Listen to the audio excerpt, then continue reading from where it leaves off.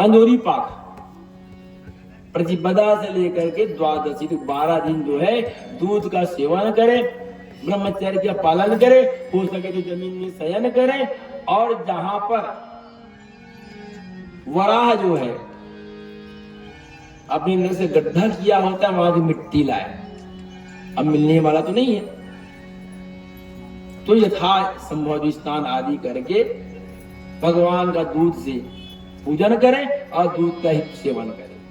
और भगवान का जो मंत्र है 12 अक्षर मंत्र, ओम नमो भगवते वासुदेवाय, ओम नमो भगवते वासुदेवाय, ओम नमो भगवते वासुदेवाय, ओम नमो भगवते वासुदेवाय, ओम नमो भगवते वासुदेवाय, ओम नमो भगवते वासुदेवाय, ओम नमो भगवते वासुदेवाय, ओम नमो भगवते वासुदेवाय, ओम नमो भगवते वासुदेवाय। इस मंत्र का जाप करे। भगवती अदिति जो है और कश्यप महाराज जो है इस व्रत को किए, और व्रत के करने से भाद्र महीने के द्वादशी पक्ष के भाद्र शुक्ल पक्ष द्वादशी श्रवण नक्षत्र में, इसको कहते हैं वामन द्वादशी, इस व्रत के करने से जो है माता अदिति के गर्भ में भगवान का प्रवेश हुआ, और भादो महीने के द्वादशी तिथि शुक्ल पक्ष के श्रवण नक्षत्र में भगवान प्रकट होते हैं। किस रूप में? वामन के रूप में। प्रेज वामन नारायण भगवान की जय, वामन भगवान की जय। देवता लोग फूलों की वर्षा करने लगे, शंखनाद हुआ, बृहस्पति महाराज उसको जनेऊ दिए।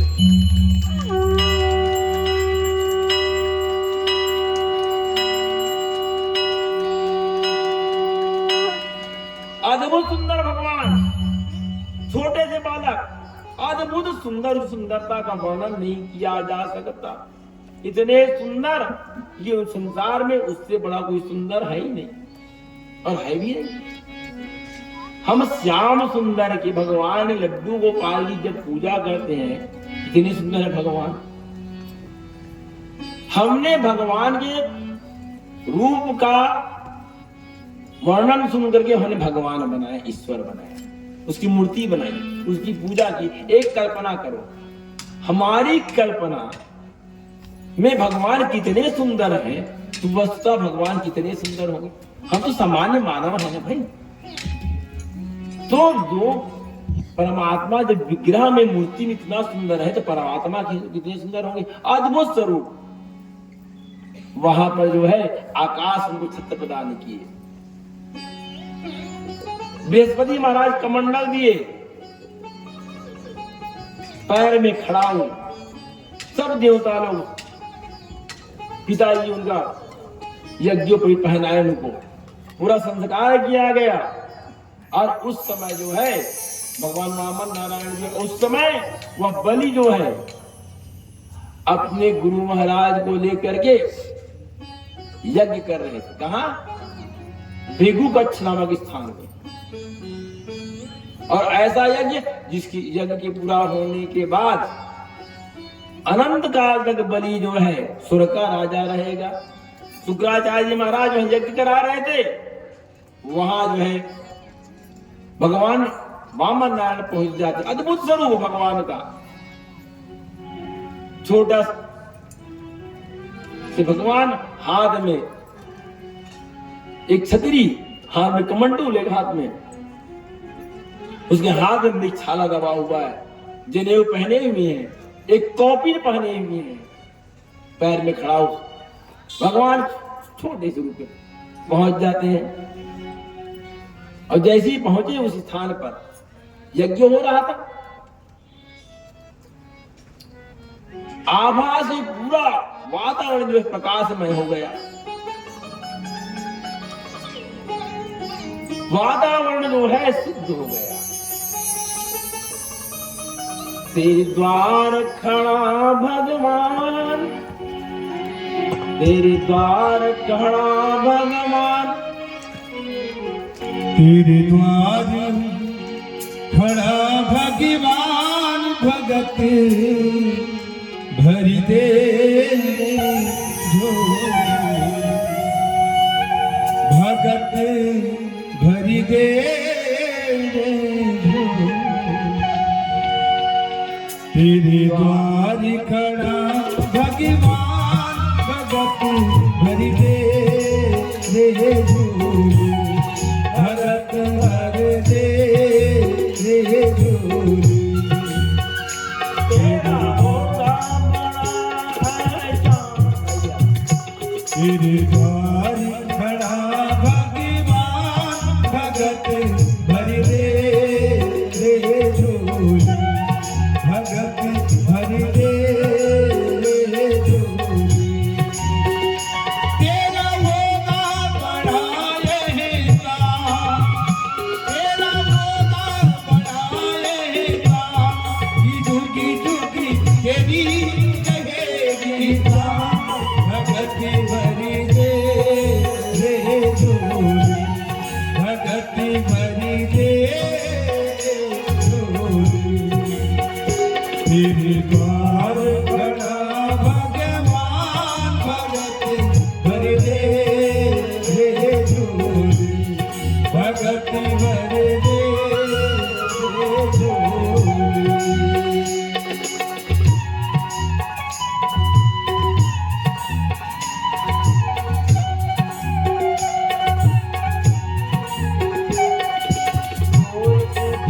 है सारी दुनिया देखरे, डोला जगत है सारा।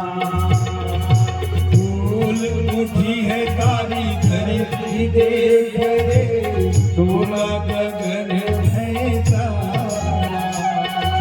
भीख मांगने आया तेरे घर, जगत का पालनहारा रे, जगत का पालनहारा। मैं आज तेरा मेहमान, मैं आज तेरा मेहमान, करिए मुझसे जरा पहचान, भगत भरि दे झोली, भगत भरि दे झोली। तेरे द्वार खड़ा भगवान, भगत भरि दे झोली, भगत भरि दे झोली।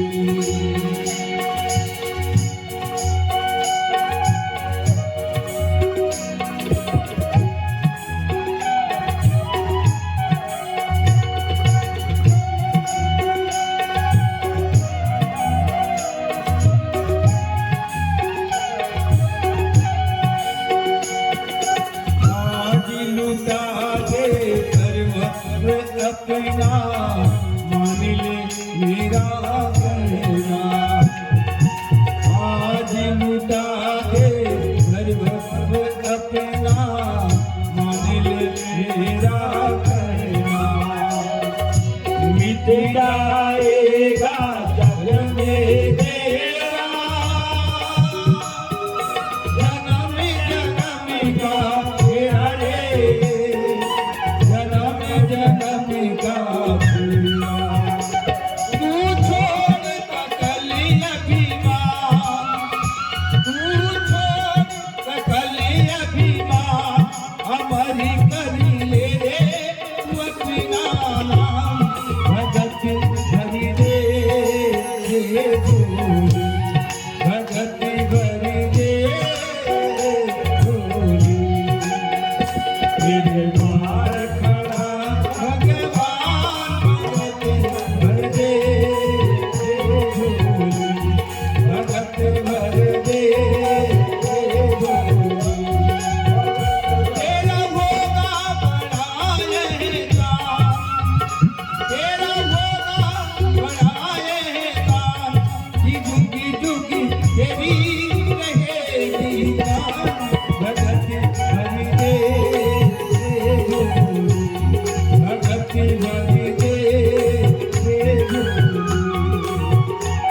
गिरधार खड़ा भगवान भगत भर दे रे जोरी भगत भर दे भगवान की जय। भगवान जो है देखिए उस बलि का सौभाग्य देखो, आहा, जिसके दरवाजे पर दुनिया के दाता भिक्षा मांगने आए, कुछ भागी क्या है? जिसके दरवाजे पर परमात्मा भिक्षा लेने आए, उसको भाग्य तो देखो। सुखदेव भगवान कहते राजन, जब बलि ने देखा यज्ञ कर रहे तो देखा कि दरवाजे पर एक ब्राह्मण बालक आया है। दरवाजे पर एक ब्राह्मण बालक बोले महाराज आइए आइए। दंडवत प्रणाम के साथ ही पत्नी विंध्यावली दोनों दौड़े दरवाजे पर। आज यज्ञ हो रहा है, इस यज्ञ में एक ब्राह्मण आया है। क्या चाहिए महाराज? धन दौलत संपत्ति क्या चाहते हो? आज कुछ मांगिए। भगवान कहते हैं बलि, ना मुझको धन चाहिए, ना दौलत चाहिए, ना संपत्ति चाहिए, तो क्या चाहता है?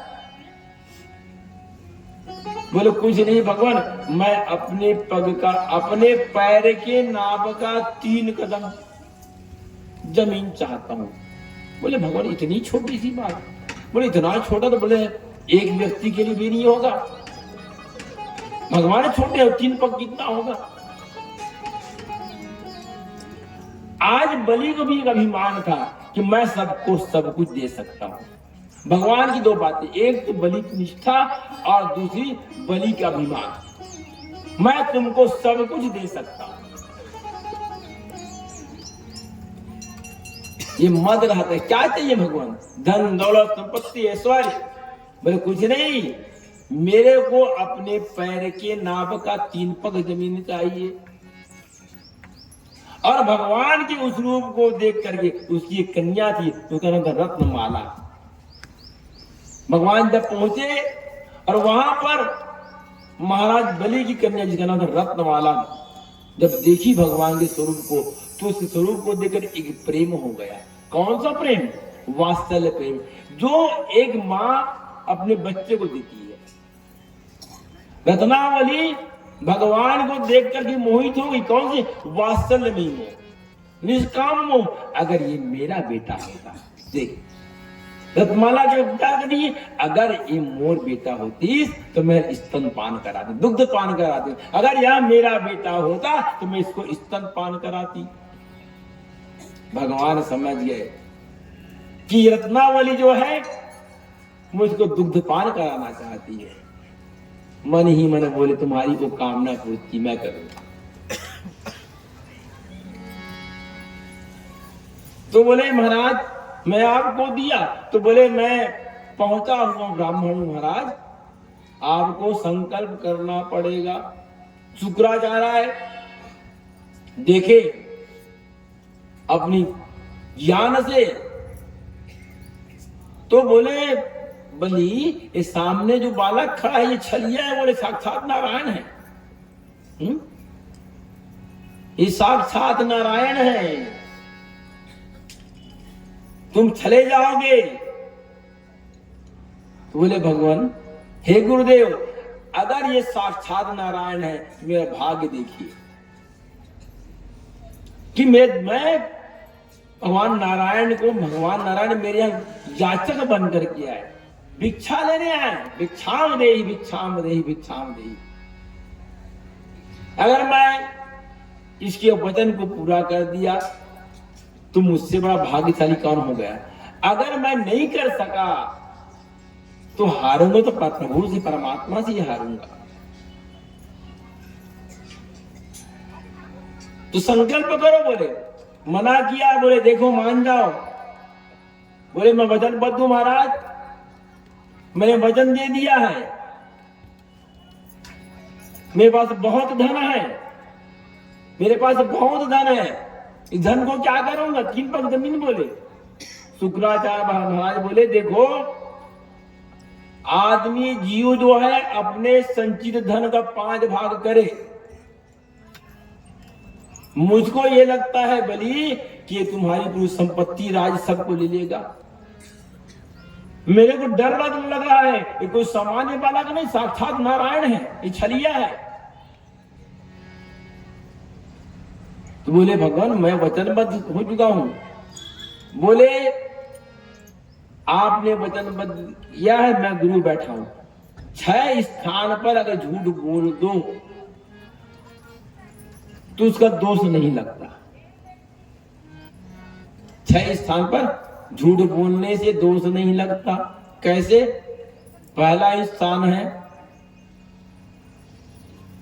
देख बहनी बड़ा खुजान भाई, मैं सुखदेव भगवान की बात आता हूं। सुखदेव भगवान कहते राजन कि जो व्यक्ति अपनी पत्नी की सामने घर में सुख लाने के लिए, लड़ाई से बचने के लिए झूठ बोल दे तो उसको पाप नहीं लगता है?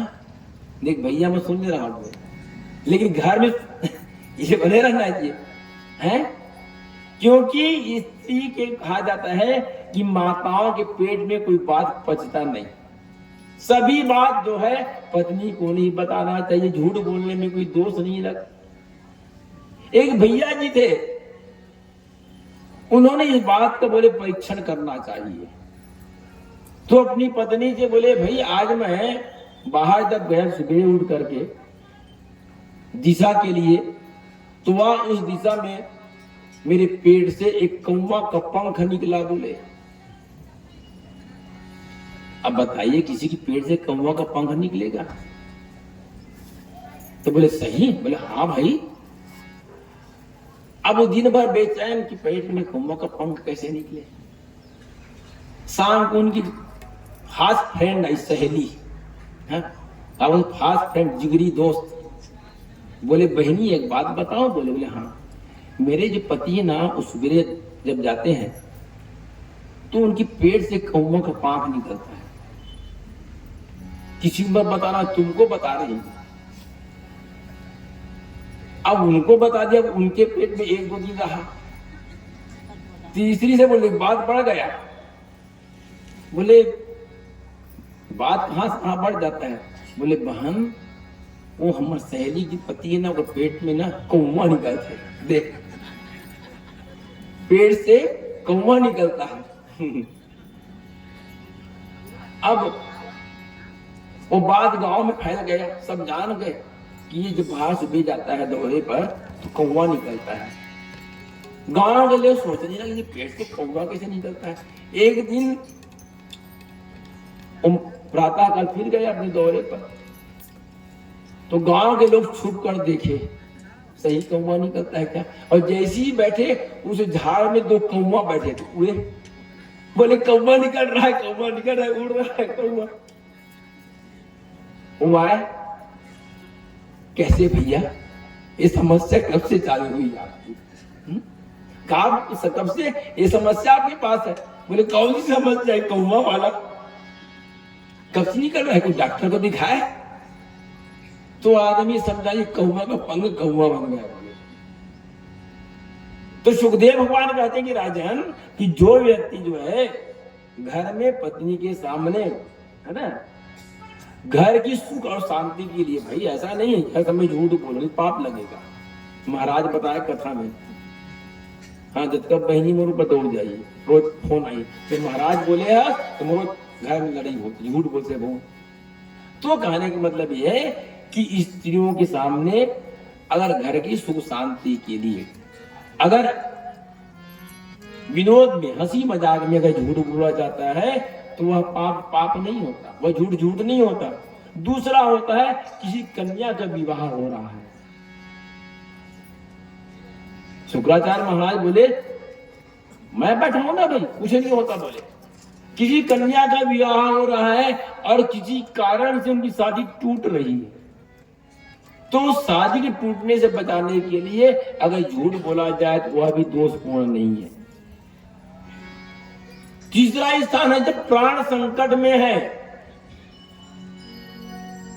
प्राण संकट में है, वहां फिर झूठ बोलने से झूठ का दोष नहीं लगता। चौथा स्थान है जीविका के लिए, अपने जीवन चलाने के लिए थोड़ा बहुत कभी झूठ बोलना पड़े तो वहां पर दोष नहीं लगता। और पांचवा स्थान है गौ और ब्राह्मण की रक्षा के लिए, प्राण रक्षा के लिए अगर झूठ बोले वो झूठ नहीं होता। तो 5 स्थान पर जो है झूठ का दोष नहीं लगता। स्त्रियों की हंसी मजाक में, शादी विवाह में, कन्या विवाह को बचाने के लिए, प्राण संकट में, जीविका के लिए और गौ ब्राह्मण की रक्षा के, जीव हत्या से बचाने के लिए, किसी भी जीव की हत्या से बचाने के लिए झूठ बोला जाता है, वह दोष नहीं लगता। और अपने धन का शुक्राचार्य महाराज बोले देखो आप उसको पहचान नहीं रहे हो, आप दान कर दोगे तो बचेगा क्या, सलिया है। दान का 5 स्थान कहा गया है। आप जो धन संचय करते हो उस धन संचय का 5 भाग करो। पहला भाग धर्म के लिए, जहां अभी आप कर रहे हो, पहला भाग धर्म के लिए। अगर 1 लाख आप कमा रहे हो तो 20,000 रुपया धर्म में लगाओ। एक भाग जो है अपने यश और कीर्ति के लिए, आप हमारे जाने के बाद हमारी यश और कीर्ति बना रहे, इसलिए क्या करें, धर्मशाला बनवा दे, नलकूप बनवा दे, किसी मंदिर का जीर्णोद्धार करा दे। तो दूसरा स्थान जो है अपने यश के लिए, पहला धर्म के लिए, दूसरा अपने यश के लिए और तीसरा जो भाग है अपनी जीविका, अपने व्यापार को बचाने के लिए, व्यापार से ताकि धन लगाए, ताकि उससे जो पैसा आते रहे। अगर आप व्यापार करते हो, व्यापार नहीं करते, आप अपने बैंक में डाल दीजिए। अगर गुरुजी 1 लाख तनख्वाह पर तो 20 बैंक में जमा करवाएगा, तब 2-4 साल बाद फिर यज्ञ हो जाएगी। वृंदावन बिहारी लाल की जय। तो तीसरा जो भाग है अपने व्यापार को बचाने के लिए, उससे ताकि धन का आवक बढ़े। भागवत जी की बात बता रहा हूं आपको, कबूल कर की बातें नहीं है। अपने व्यवसाय को, व्यापार को, धन का स्रोत को बनाए रखने के तीसरा स्थान। और चौथा स्थान होता है अपने काम के लिए, घर के सुख भोग के लिए, अपने घर के सुख भोग के लिए करना चाहिए। और 5वां जो है घर में कोई मेहमान आ जाए, शादी व्यवहार करना हो तो उसके लिए बजाना चाहिए।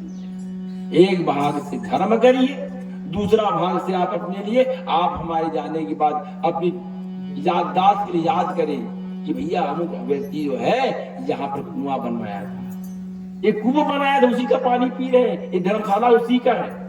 अपने यश और कीर्ति के लिए, और तीसरा अपने जीविका को और आगे बढ़ाने के लिए, चौथा जो है अपने सुख भोग के लिए, और 5वां जो है अपने संबंधियों के लिए। घर में मेहमान आ गए, शादी हो गई, कहूँ छठी में जाना है, बारात में जाना है, टिकावा में देना है, तो उसके लिए इस घर का 5 भाग होना चाहिए। तो झूठ नहीं लगता, बोले तुमको इससे पाप नहीं लगेगा। बलि बोले भगवान मैंने प्रतिज्ञा कर दिया है, मैं प्रतिज्ञा कर लिया हूं, मैं इससे डिगने वाला नहीं हूं। शुक्राचार्य महाराज श्राप दे दिए, जा तुझको श्राप देता हूं, तुम श्रीहीन हो जाओ, लक्ष्मी तुमको छोड़ दे। कोई बात नहीं, भगवान बोले गुरुदेव कोई बात नहीं, मैं वचन दे चुका हूं। और वामन भगवान बोले अब संकल्प करो, चलो भाई। तो जब कमंडल जब उठाया तो शुक्राचार्य हाथ में जल डाला गया संकल्प के लिए, तो शुक्राचार्य महाराज उसमें कीड़ा बनकर घुस गए। एक लोटा होता है टोटी वाली लोटा, सामान्य भाषा में केतली, उसमें कीड़ा बन गए। शुक्राचार्य महाराज घुस गए। भगवान देखे जब जल डाले जल निकले ना, भगवान ने एक कुसा उठाया, बोले यह दुष्ट शुक्राचार्य जो है इसमें घुस के बैठ गए कीड़ा बन करके। उस छेद को जैसे ही साफ किए तो उस कीड़ा रूपी शुक्राचार्य का एक आंख टूट जाता है, बिलबिलाते बाहर निकला। शुक्राचार्य एकाक्षी हो गया, कुबेर हो गया। सुखदेव भगवान बोले परीक्षित प्रश्न बोले कि भगवान एक बार बताओ, वो तो परमात्मा थे, वो ईश्वर थे, तो ईश्वर ने उनकी आंख क्यों तोड़ा? बोले इसलिए कि वो गुरु थे और ये मेरा भक्त है और मैं भगवान हूं। जो व्यक्ति भक्त और भगवान के बीच में भेद करता है, एक दृष्टा होना चाहिए। जैसे पिता है, माता है, तो सभी संतानों के लिए एक बराबर होना चाहिए। एक लाख कमती माया, अगले ज्यादा माया नहीं, सबके लिए बराबर माया रहना चाहिए, एक दृष्टा होना चाहिए। मैं जगत पिता हूं, मुझको लोग जगत पिता कहते हैं, ये मेरा भक्त है। और यह जो है भक्त और भगवान के बीच में जो भेद पैदा करता है वह कुबेर ही होता है। उनका दो दृष्टि में अलग अलग बातें हैं। बोले एक दृष्टा होना चाहिए, एक दृष्टि वाला, एक विचार वाला होना चाहिए। और संकल्प किए, मैं आपके पैर के नाभ का इस स्थान पर संकल्प करता हूं कि अब आपके पैर के नाभ का 3 पग जमीन आपको देता हूं। संकल्प कर दिया, संकल्प होती भगवान का स्वरूप विशाल हो गया। प्रेम बोलिए वामन नारायण भगवान, भगवान का स्वरूप विशाल हो गया, पृथ्वी से लेकर के आकाश तक। वामन नारायण भगवान जो है एक पैर में पृथ्वी को नाप डाले, दूसरा पग में सत्यलोक, और जैसे ही सत्यलोक में भगवान का पैर गया, सत्यलोक में कौन है? ब्रह्मा। ब्रह्मा जी ने अपने कमंडल के दर से उसके पैर को प्रक्षालन किया। ध्रुव मंडल, सप्तमंडल, सब मंडलों को, स्वर्ग मंडल सब घूमते हुए वह जल जो है, जब गंगा जल से पैर को धोए तो वह जल जो है नीचे आने लगा। ध्रुव मंडल से होते हुए, सतमंडल से होते हुए, वायुमंडल से होते हुए, स्वर्ग मंडल से होते हुए कहां पहुंच गया? गंगा मैया मंदाकिनी, अलग नंदा का नाम से बोले है, प्रसिद्ध हो गए भाई गंगा मैया। प्रेम से बोलिए गंगा मैया की जय। वही गंगा जो हम भगवान के चरण को धोते हुए यहां पहुंची है। गंगा मैया में जब तक के पानी रहे, मेरे सजना तेरी जिंदगानी रहे। हो गंगा मैया मैया, हो गंगा मैया मैया, हो गंगा मैया। महारानी गंगा मैया मेरा उद्धार कर दो। महारानी गंगा मैया जब तक उद्धार कर दो। कृपा से अपनी माता बेड़ा पार कर दे। कृपा से अपनी माता बेड़ा पार कर दे।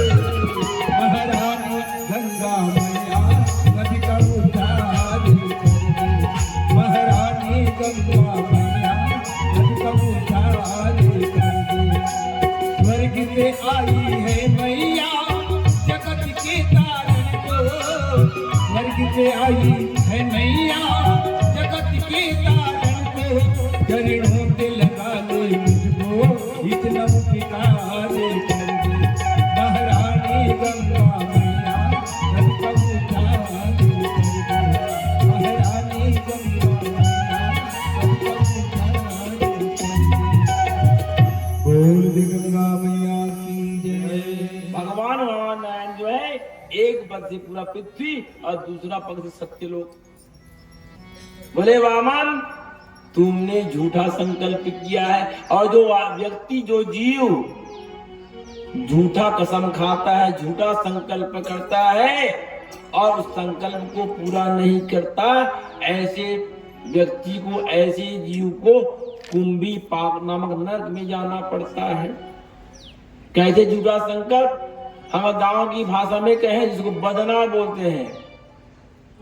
बेटी का ब्याह हो जाएगा तो 2 नारियल चढ़ाऊंगा, वहां का दर्शन करूंगा, वहां जोत जलाऊंगा, वही काम करूंगा, वो काम करूंगा,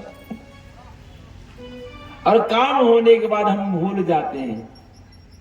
तो ऐसे जीव को यहाँ भी भोगना पड़ता है और वहां भी भोगना पड़ता है। बोले बलि तुमने झूठा संकल्प किया है, तुमको कुंभी पावन नरक में जाना पड़ेगा भगवान के पास। बोले भगवान बोले यह बलि जो झूठा है इसको बांध दो। भगवान नारायण के पास बलि को जो पास से बांध दिए, बलि कांप रहा। रत्नावली के मन में क्रोध आ गया। देखिए कुछ समय पहले क्या बोली थी मन में कि अगर यह मेरा बेटा होता तो मैं इसको स्तन पान कराती, मैं इसकी मां बन करके इसको दूध पान कराती। और भगवान के उस स्वरूप को देखे और उसके पिताजी को जब बांध दिए, बलिदान जब भगवान के पास जब बांध दिए तो वही रत्नमाला के मन में तमोगुण का प्रवेश हो गया। जब जब जीव में तमोगुण का प्रवेश होता है सतोगुण शून्य हो जाता है। हम कितना भी श्वेत वस्त्र पहन करके, कितना भी सावधानी से काजल की कोठरी में जाएं, कहीं कहीं धब्बा लगे, कालापन लगे, नहीं लगेगा। क्रोधित हो गई रत्नमाला और कहने लगी, ध्यान दीजिए, साइड में मान में रहा वृंदावन बिहारी लाल की। रत्नमाला में तमोगुण आ गया। कुछ मैं पहले बोली थी अगर अब मेरा बेटा होता तो मैं इसको स्तनपान कराती। क्रोधित हो गई, तमोगुण आ गया और फिर कहने लगी अगर ये मोर बेटा होती तो मैं स्तन में जहर लगा पिला देता। अगर यह मेरा बेटा होता तो मैं इसको स्तन में जहर लगाकर पिला देती। भगवान बोले तुम्हारी दोनों इच्छा पूर्ति करूं, चिंता मत कर। बलि से बोले बलि तुम्हारा वचन झूठा हो गया। बोले भगवान चिंता मत करो। ये बोले एक बात बताओ, भगवान बोले धन बड़ा होता है कि धनवान बड़ा होता है? भगवान से बोले भगवान एक बात बताओ, धन बड़ा कि धनवान? कौन बड़ा गुरुदेव, धन बड़ा या धनवान? धनवान बड़ा है, धनवान है तो धन है? भगवान बोले धनवान बड़ा है, तुम्हें धन तो बाकी है। पकड़े धन बड़ा नहीं होता, धनवान बड़ा होता है। तो बोले हमारा धन बाकी है तो एक काम करो, तीसरा कदम से आपको धन चाहिए ना, पग चाहिए, मेरे सिर पर रख दो। भगवान ने तीसरा पग जैसे ही रखा, प्रहलाद जो है बोले वाह वाह पौत्र, भाई प्रहलाद का पौत्र है वो। मेरे पिताजी को तो भगवान अपने गोद में लिए, लेकिन तुमको जिसके सिर पर परमात्मा का तन पड़े और कुछ बाकी क्या? हा? भगवान सिर पर पैर रखे और उसी सिर के भार से बलि जो है सुतल लोग पहुंच गए, सबसे नीचे तलातल पाताल सुतल, ऐसे नीचे सुतल लोग पहुंच गए। भगवान प्रसन्न हो गए, बोले बलि मैं तुम्हारे दान से प्रसन्न हो गया। बोल क्या चाहता है? बोले भगवान कुछ नहीं चाहता। मैं कुछ नहीं चाहता तो क्या चाहते हो? तो भगवान मैं अपने सुतल लोग भगवान उसको राजा बना दी। तुम यहाँ के अनंत काल तक आने वाले कालांतर में आने वाले मनवंतर भी तुम इंद्र बनोगे और